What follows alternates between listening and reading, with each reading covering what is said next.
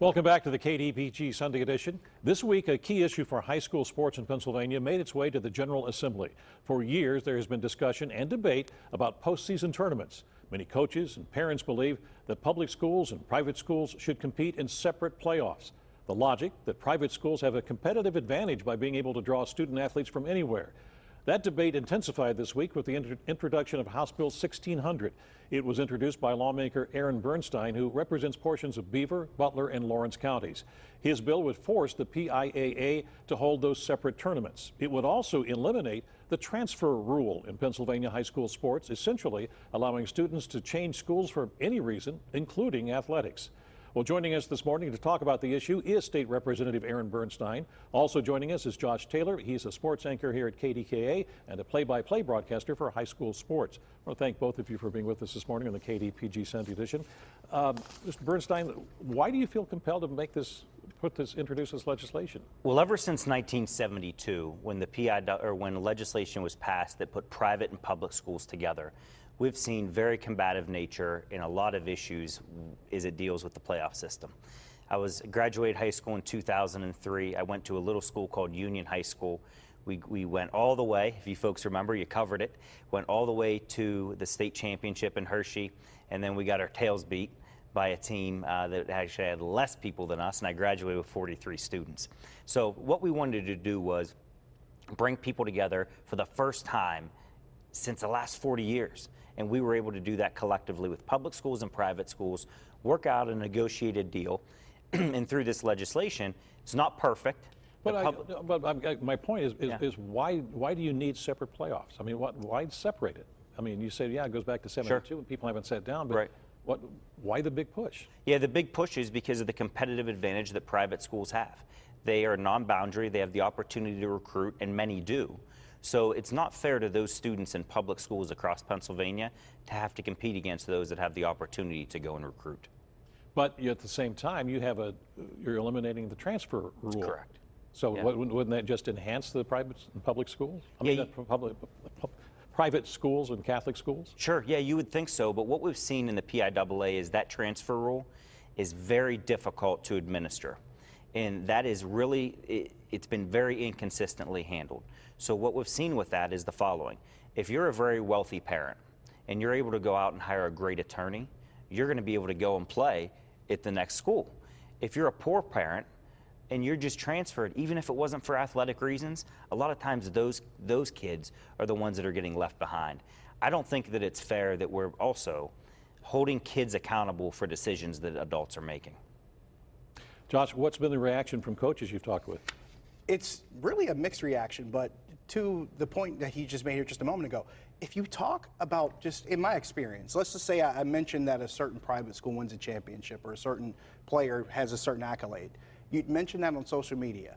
And any other person in my particular position would probably tell you the same thing. You're going to get at least 1 or 2 responses or replies from someone else that's not involved with that school saying, oh, well, they just recruited, and no, they just brought that kid in because he was that athletically talented. Whether it comes from a position of jealousy or a position of fact, that's a different topic, but that sentiment always comes up, especially when it comes to private institutions, whether they recruit or not, fair or unfair, true or untrue. So in the respect of that particular position, and depending on what coaches you talk to, or athletic directors or parents for that matter, they will tell you that sometimes it feels like it is an unfair advantage. And this is coming from a kid that went to a city league school and played in a state playoff tournament. Now, granted, we got beat down by a public team, so it wasn't necessarily the same situation. But we have seen teams in the past that run into some of these private institutions, and they get beat pretty soundly. Now, then again, there are some public institutions that really seem to be immune to it. The Aliquippas of the world, they tend to just be immune to it, and they are just great competitively, so they might be more of the exception than they are the rule. But the sentiment there is that it is a bit of a problem. Yeah, I mean, I was going to ask about Aliquippa. I mean, that's sort of the prime example. But under your legislation, you would have separate playoffs at the PIAA level, right? Correct. But then at the end, the championship, the private schools and the public schools would play each other anyway, right? That's correct. So don't you still have the potential to have the sort of lopsided outcome that your bill is intended to address? Sure. So what we've seen from that is those public schools that win the public school champion are going to be able to hang a banner that says public school champion, get a ring that says public school champion, and get a trophy that says public school champion. My feedback that I received, and I know we've you hear from coaches as well, is they want a shot at those private schools. They do. And they want a shot at that, and they say, hey, we want to gear up for one game, whether that's baseball, whether that's basketball, whether that's football, and we want to strap it up, and we want to go one time head-to-head with you and see what we can do on that. Coaches get hired to compete. That's what they do. They get. Let's keep it pretty simple here. They get hired to win games and build programs. If they get the opportunity to compete, whether it feels fair or unfair, they're going to want to compete. Right. Your legislation would not affect playoffs at the like WPIAL level. The district level, correct. District level, right. Yeah, and I'll share with you the rationale for that. And we're a little bit different here in Pittsburgh because we're all in WPIAL country, right? WPIAL is very different, as you know, than a District 10 or a District 5 or a District 3 that really may only have 1, 2, or 0 private school teams in it. There are several of these places that, you know, we'll probably move back to a Quad A situation with this legislation, that in AAA might only have 1 team. So it's important that we did that different at the district level, a little bit different and very unique here in the WPIAL that has, what, 150 or so out of 500? Right. So that's not really the case across everywhere else. What happens if you're putting if I understand this correctly, the private schools are going to play in the playoffs with the public schools. Is that correct for the WPIAL? In the district's championships, correct. In the district playoffs. So let's just say, for an example, that North Allegheny is ranked number 1, and they have to take on Central Catholic in the first round of the playoffs. And Central Catholic knocks them out. Yep. But Central Catholic then does or does not run for the title of whatever division they're in. Yeah, it would the rest of the way. Yeah, it would. From the WPIAL standpoint in the district, nothing changes. So the PIAA would need to come forward and put together a point system. There's a lot of different states across the country that do this, New Jersey being one, okay? There's point systems that they use. Once those district championships are done, you know, WPIAL championships, District 10, District, et cetera, at that point then, they'd rank those teams. You'd have the certain number of private and the certain number of public. That new would start, and once again, those public teams, for the first time since 1972, would have the opportunity to compete for a Pennsylvania State Public School Championship. So once you reach the state championships, that's where that's where the divide takes That's correct, yes, sir. Okay. What about charters and cyber charters? Yeah, great point. So my firm belief is that those charter schools should be included with the private schools, but the data has told us significantly different. 16.67% of teams in men's basketball were Final Four in the charter teams, 4.17% in football. The other 6 sports that we have, that's men's and women's soccer, that's softball, baseball, volleyball, and I missed one on there, but we have the whole list of it out. Of those other 6, 0, women's volleyball, I'm sorry, 0% of them have been in the Final Four from a charter school standpoint. So that's more of a feeling than an actual fact and data standpoint. Here's the other side of this. Pennsylvania law specifically states that charter schools are in fact public schools. I don't always necessarily like that, but that's what Pennsylvania law states. I'm a realist, and what we're trying to do here, we're not going to go open the entire education code to fix a sports issue in Pennsylvania. While a lot of politicians will say one thing, I think it's important to be real about what we're talking about. I think the big issue, though, all of this is the transfer change that you would like to make. Sure. The PIAA has come out against it already. Right. Also, the WPIAL said that absolutely the WPIAL would not be in favor of this, of getting rid of the transfer rule. Right.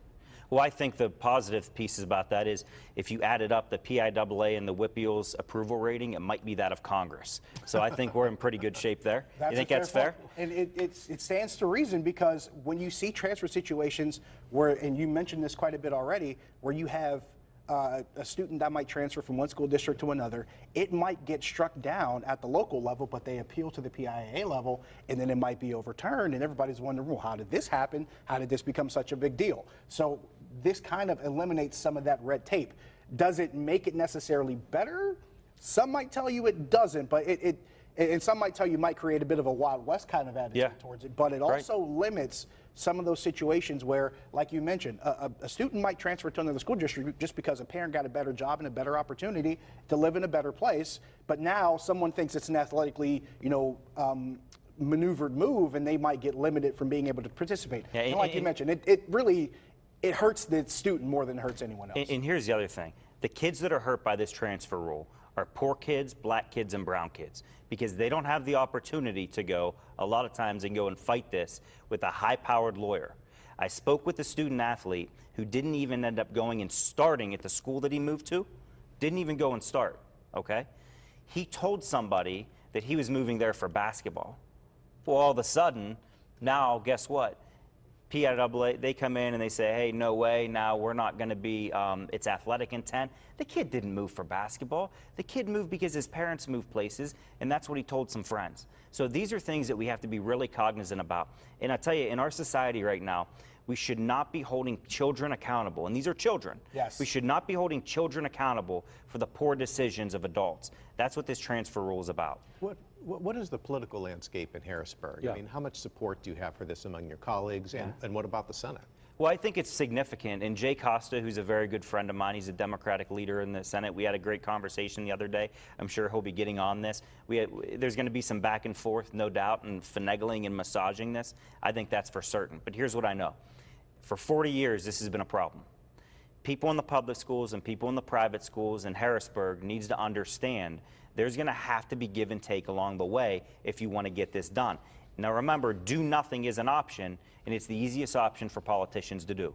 Okay? That's not the approach we've taken. We're going to be aggressive with this. But if we do nothing, we're going to be in the exact same position for here and for the next decade to come. What if they decide to make amendments to it in the Senate side and they eliminate the transfer rule? Because that's the hot button one.